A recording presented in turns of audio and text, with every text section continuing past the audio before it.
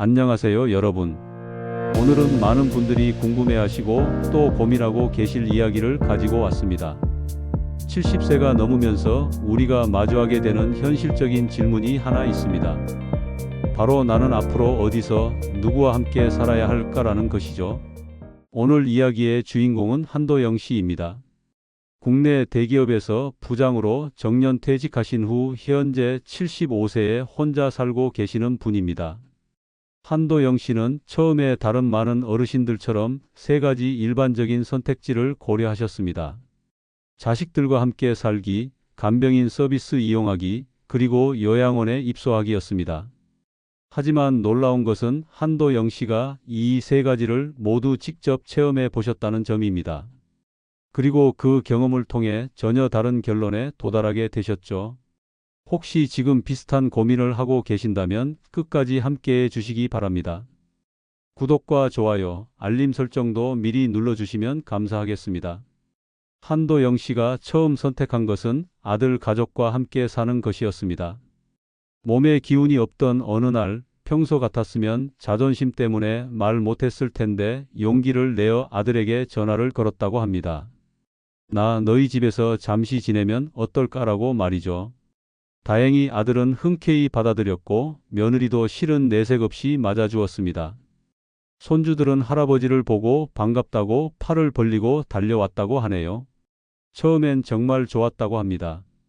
오랜만에 누군가와 저녁을 같이 먹고 식탁에서 웃음소리를 들으니까 살 것 같았다고 하시더군요. 그런데 며칠, 몇 주가 지나면서 조금씩 집안에 어색한 공기가 돌기 시작했습니다. 식사는 함께하지만 대화는 점점 줄어들었고 낮에는 집에 혼자만 남는 시간이 늘어났습니다. 집에 사람이 있는데도 더 외롭다는 느낌을 받으셨다고 합니다. 아들 부부는 워낙 바쁘고 손주들도 사춘기라 방에만 있었죠. 게다가 작은 습관의 차이들이 부딪히기 시작했습니다. 밤늦게 TV 소리를 줄여달라는 아들의 부탁, 싱겁게 먹어달라는 며느리의 말, 아들의 걱정 섞인 눈빛들이 모두 이해할 수 있는 말들이었지만 이상하게 점점 숨이 막혔다고 합니다. 나는 이 집의 손님인가?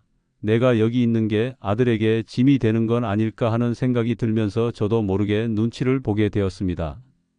혼자가 외로워서 자식 곁을 택했는데 이상하게 더 고립되는 기분을 느꼈다고 하시네요.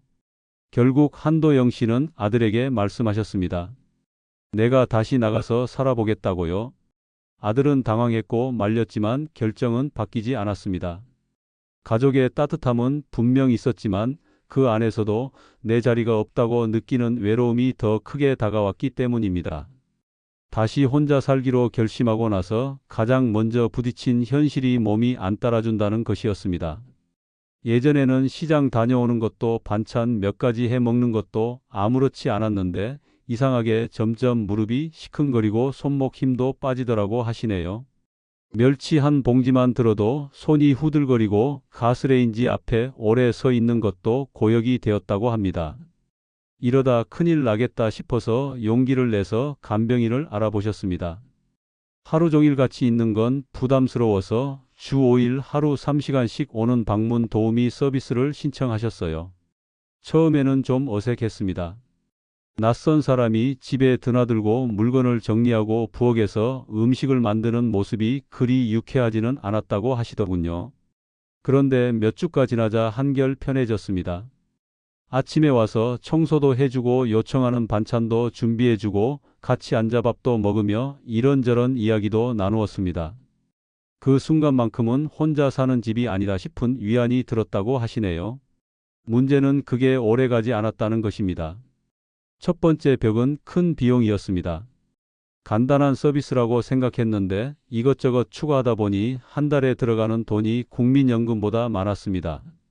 몇 달은 괜찮지만 앞으로 몇 년을 그렇게 유지하기에는 버겁겠다는 계산이 섰습니다.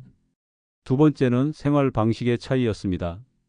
예를 들어 한도영 씨는 아침 먹고 바로 식탁 정리를 하지 않으면 속이 답답한 성격인데 간병인 분은 다른 일부터 하시더라고 합니다. 또 옷이나 물건을 정리하는 방식도 자꾸 어긋났습니다. 아주 작은 차이인데 그게 매일 반복되니까 은근히 신경이 쓰였다고 하시네요. 그리고 무엇보다 힘들었던 건 자주 간병인이 바뀐다는 것이었습니다. 한 분이 겨우 익숙해질 만하면 그만두고 또 다른 분이 오고 이름 외우고 성격 파악하고 또 적응하는 그 과정이 큰 부담으로 다가왔습니다. 돈을 내고 서비스를 받는 입장이지만 이상하게 자신이 더 간병인에게 맞춰야 하는 느낌이 들었다고 합니다. 결국 한도영 씨는 그 간병 서비스를 중단했습니다. 몸은 편안해도 마음이 더 불편한 건 견디기 어려웠기 때문입니다. 그리고 깨달으셨죠. 간병인은 몸을 돕는 일은 도와주지만 마음까지는 기대기 어렵다는 것을 말입니다. 간병인 서비스를 그만두고 나니 다시 고민이 시작되었습니다. 이제 정말 요양원을 알아봐야 하나 싶었죠. 주변에서도 그랬습니다. 그래도 요양원이 안전하잖아. 누가 곁에 있어주는 게 낫지, 이런 이야기들 말이에요. 솔직히 한도영 씨도 불안했다고 합니다. 갑자기 쓰러지기라도 하면 어쩌나, 밤에 아프면 누가 도와줄까 하는 생각이 머릿속에서 떠나지 않았거든요. 그래서 인터넷을 뒤지고 지인에게 묻고 근처 몇 군데 요양원을 직접 가보셨습니다. 시설이 생각보다 괜찮았습니다. 의료 서비스도 있고 식사도 잘 나오고 직원들도 친절했습니다. 그래서 한 달만 지내보자고 마음 먹고 요양원 입소를 결정하셨습니다. 그런데 요양원에 들어가는 순간부터 기분이 이상했다고 하시네요. 낯선 방, 낯선 침대, 익숙하지 않은 냄새가 자신이 살던 집과 너무 달랐습니다. 처음 며칠은 적응하는 중이니까 그렇겠지 싶었는데 시간이 지나도 마음이 놓이지 않았습니다. 매일 아침 6시에 기상, 7시 반에 식사, 10시에 활동시간, 점심, 낮잠, 간식, 저녁 모든 게 정해진 시간표대로 흘러갔습니다. 늦잠 좀 자고 싶다는 생각도 못하죠. 식사 메뉴도 자신에게 선택권이 없고 밖으로 외출하려면 사전에 신청서를 내고 허가를 받아야 했습니다. 오랜 시간 스스로 결정하며 살아온 분에게는 그 작은 규칙 하나하나가 족쇄처럼 느껴졌습니다. 내가 아직도 혼자서 다 할 수 있는데 왜 이렇게까지 해야 하나, 그런 생각이 들기 시작했다고 하시네요. 룸메이트와의 생활도 쉽지 않았습니다. 한도영 씨는 밤에 책을 보는 걸 좋아하는데 같이 쓰는 어르신은 일찍 자는 분이라 눈치가 보였습니다. 작은 일에도 서로 조심하게 되고 말 한마디가 상처가 되기도 했습니다. 무엇보다 제일 힘들었던 건 나는 이제 독립적으로 살 수 없는 사람인가 보다라는 감정이었습니다. 누군가가 내 일정을 짜주고 내 생활을 관리해주는 그 구조 안에서 자신이 점점 작아지고 있었습니다. 몸은 편해졌을지 몰라도 마음은 점점 답답해졌습니다. 결국 한 달이 채 되지 않아 나오기로 결심하셨습니다. 여긴 내 자리가 아니다. 다시 나가야겠다고 생각하셨다고 합니다. 요양원을 나온 날 날씨가 참 좋았던 게 기억난다고 하시네요. 햇살을 맞으며 밖을 걸으면서 그래, 아직은 내가 내 삶을 선택할 수 있어. 아직은 나 자신에게 자유를 줄 수 있어야지, 이렇게 생각하셨다고 합니다. 요양원을 나와 집으로 돌아오는 길에 이상하게 마음이 후련했다고 합니다. 아침에 눈 떠서 일어나는 시간이 정해져 있지 않다는 것, 밥을 내가 먹고 싶은 시간에 먹는다는 것, 그리고 누구 눈치도 보지 않고 내 리듬으로 하루를 보낼 수 있다는 게 이렇게 소중한 일이었나 싶었다고 하시네요. 물론 불편한 건 여전했습니다. 무거운 물건을 들기가 어렵고 가끔은 청소하다 허리가 삐끗하기도 했습니다. 그래도 마음이 편하니까 그 불편함마저도 감당할 수 있겠다는 생각이 들었다고 합니다. 이제는 인정할 수밖에 없었습니다. 누구와 함께 살아도 누군가의 도움을 받아도 결국 내 삶은 내 손으로 꾸려야 마음이 놓인다는 것을 말이죠. 그동안 자식 집에도 살아보고 간병인도 써보고 요양원 생활도 해봤지만 결국 돌아온 건 조용한 내 집이었습니다. 물론 혼자라는 건 여전히 무겁고 가끔은 외로웠습니다. 그런데 그 외로움마저도 내 삶의 일부로 받아들일 수 있을 만큼 마음이 단단해진 것 같다고 하시더군요. 이번에는 예전과는 다르게 준비도 하셨습니다.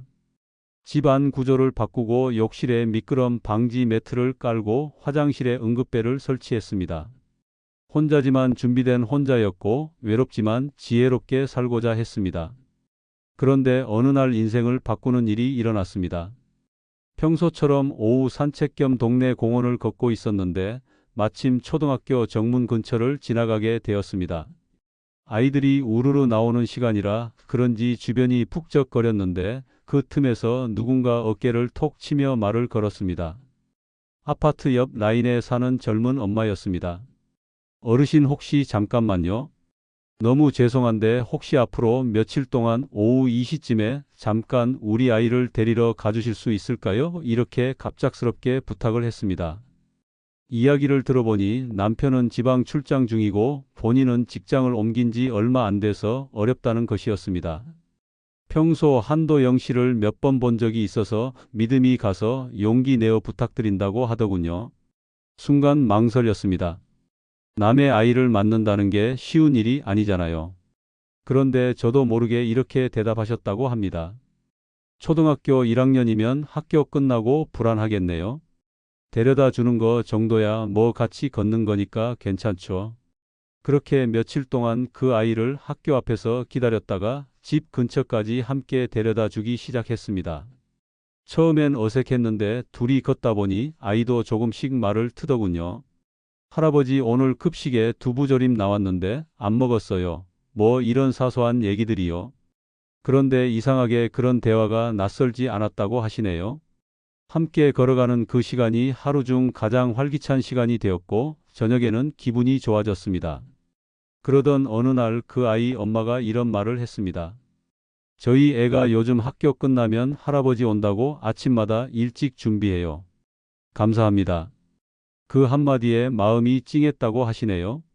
누군가에게 고맙다는 말을 듣는 게 이렇게 따뜻한 일이었나 싶었습니다. 나이 들면 도와달라는 말만 듣는 줄 알았는데 이렇게 내가 누군가를 도와줄 수 있다니 그제야 느꼈습니다. 이제 혼자인 건 맞지만 사람들과 단절된 건 아니구나 하고 말이죠. 아이를 잠시 데려다 주는 일을 한 이후로 조금씩 달라지기 시작했습니다.